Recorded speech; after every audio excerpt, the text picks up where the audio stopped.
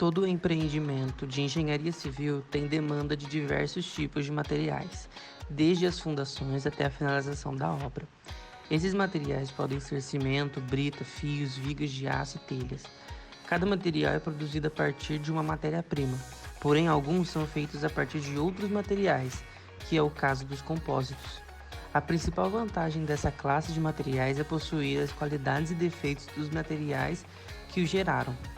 Mas até mesmo os materiais compósitos possuem outras classes de materiais. Uma delas é o material fibroso. Materiais compósitos, o que são?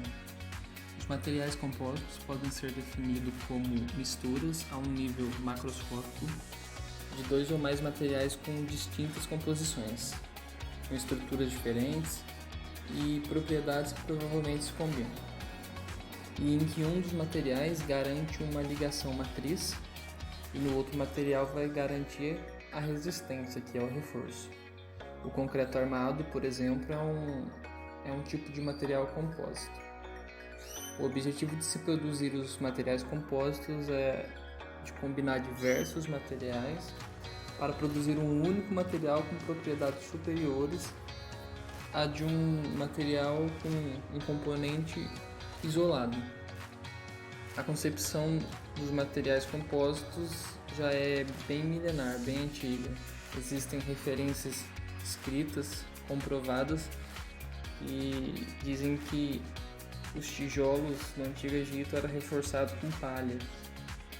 A matriz, o que vem a ser a matriz de um material compósito, além dela manter a coesão nas fibras, ela visa garantir as seguintes funções: proteger as fibras do meio envolvente, proteger as fibras do dano durante o manuseamento, distribuir o carregamento pelas fibras, redistribuir o carregamento pelas fibras resistentes em caso de ruptura.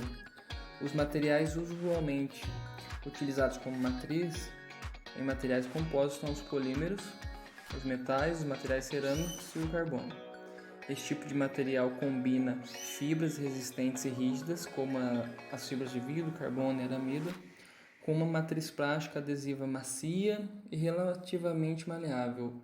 O reforço é o componente descontínuo do material composto e, em regra, é mais resistente do que a matriz e, no caso de assumir a forma de fibras, permite que o material tenha capacidade de resistência muito maior. Materiais compósitos com fibras. As fibras utilizadas em materiais compósitos podem ser orgânicas ou inorgânicas. De forma geral, essa adição de fibras serve para trazer mais resistência ao material. Entre as fibras mais utilizadas estão a de vidro, a de carbono e a poliamida aromática. A resistência do material será manipulada de acordo com o tipo de fibra a ser utilizada e as suas propriedades, podendo ser a fibra comprida ou curta, colocada no material de forma alinhada, aleatória ou cruzada. Hoje, esses materiais compostos são utilizados nas mais diversas aplicações, sendo as mais importantes em aeronaves, automóveis e para aplicações militares. Um dos exemplos interessantes do uso de materiais compósitos é o famoso Kevlar, nome comercial para um material compósito com fibras de aramida e utilizado na fabricação de coletes à prova de bala, devido à sua alta resistência ao impacto. Além dessas aplicações, os materiais compostos também são utilizados na fabricação de tubulações, banheiras, entre outras coisas que se encaixam na construção civil. Além disso, o carro elétrico da marca BMW, lançado em 2017, é o primeiro carro totalmente produzido com materiais compostos. Os materiais mais utilizados na engenharia civil feitos de fibra são as piscinas, as banheiras de hidromassagem, telhas e tubos de concreto que são revestidos com fibra de vidro. Vou falar um pouquinho sobre cada um deles para vocês. começando pelas telhas. As telhas de fibra sofriam um certo preconceito há um tempo atrás, exatamente por ser feito de fibra. O pessoal achava que não teria nenhuma resistência. E hoje em dia está provando o contrário, pois está conquistando um grande espaço no mercado de trabalho e na construção, que o pessoal prefere utilizar as telhas de fibra do que as telhas de barro.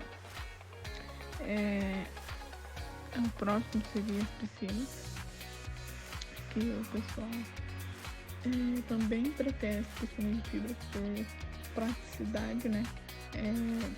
A piscina de fibra é basicamente você fazer o buraco, cavar o buraco no chão e encaixar a piscina. E tem as manutenções, porém são bem em conta. Depois temos os tubos, que são revestidos com fibra, também para reforçar. Esses tubos são utilizados nas redes de esgoto e também nas redes de águas pluviais. Depois de pesquisar sobre todos esses materiais, percebi que a fibra mais utilizada na construção civil é a fibra de vidro, porque ela tem uma função de resistência a impacto, a tração, e assim tornando o material mais resistente, né?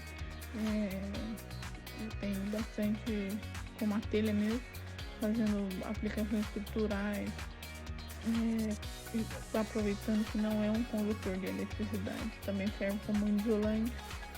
Então a fibra de vidro é a mais utilizada na engenharia civil, por esses e vários outros motivos que faz ser utilizados na engenharia civil.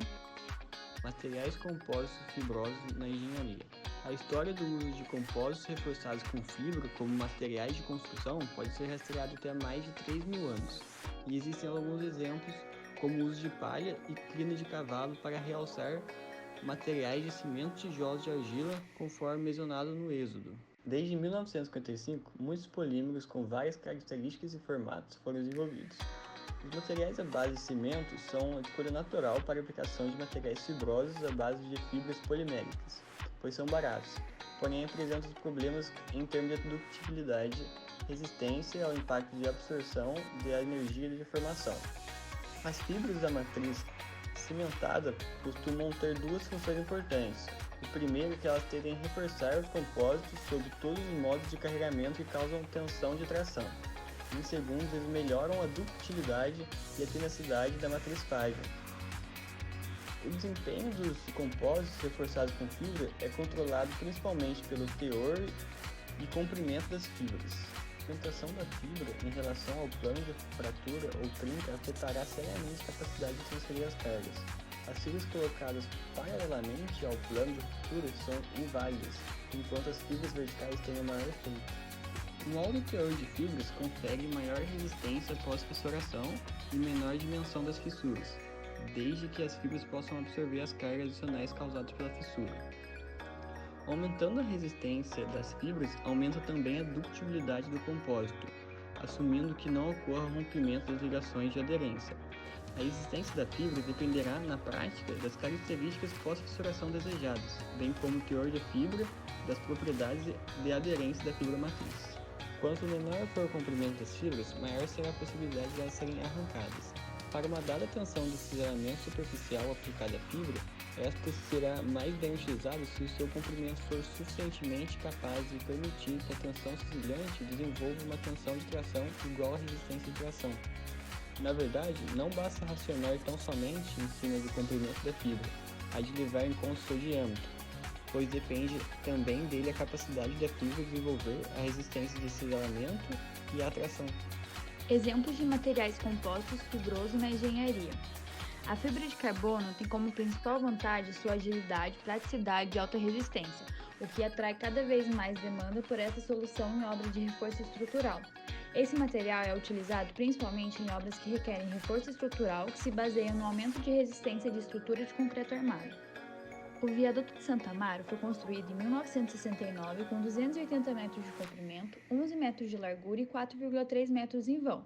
À medida que o tamanho dos veículos aumentava, o seu espaço começou a se tornar insuficiente para a passagem de caminhão e ônibus, que constantemente arranhava o teto nessa construção.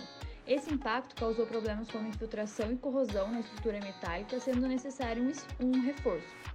A fibra de carbono ela foi utilizada na construção e, além de agilizar a execução da obra, aumentou a altura do viaduto porque a lâmina de fibra aplicada na cobertura da construção é de 1,4 milímetros mais fina do que o do concreto.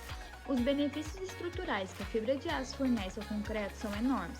Ela garante maior tenacidade, resistência à fadiga e resistência ao impacto. Além disso, as fissuras elas podem ser melhor controladas e a ductibilidade dos compósitos podem ser melhorada. O concreto reforçado com essa fibra de aço tem melhor desempenho durante a fluência e pode lidar melhor com seus efeitos adversos. Em comparação com a dupla armadura de tela soldada, por exemplo, a espessura do piso industrial reforçado com fibra de aço é menor, reduz o consumo de concreto e a placa é maior, menos juntas. A fibra de sisal é extraída de plantas típicas do Nordeste brasileiro e é a fibra natural preferida pela sua alta tenacidade e resistência e tem sido amplamente utilizada em peças de gesso na construção. Ela é composta por microfibras quase brancas com excelente resistência à ruptura e alongamento, e geralmente é bastante longa. Os resultados dos ensaios da compressão da fibra de sisal em blocos de concreto para alvenaria estrutural mostra que o valor obtido com as mini paredes com fibra é muito próximo ou até superior ao obtido com mini paredes sem fibra.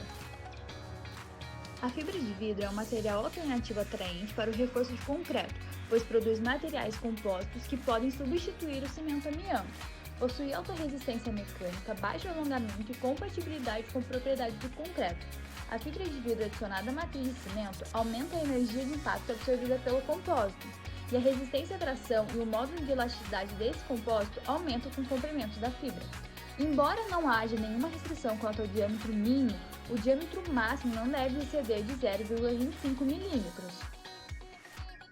A fibra de aramida é um polímero resistente ao calor e 5 vezes mais resistente que o aço por unidade de peso.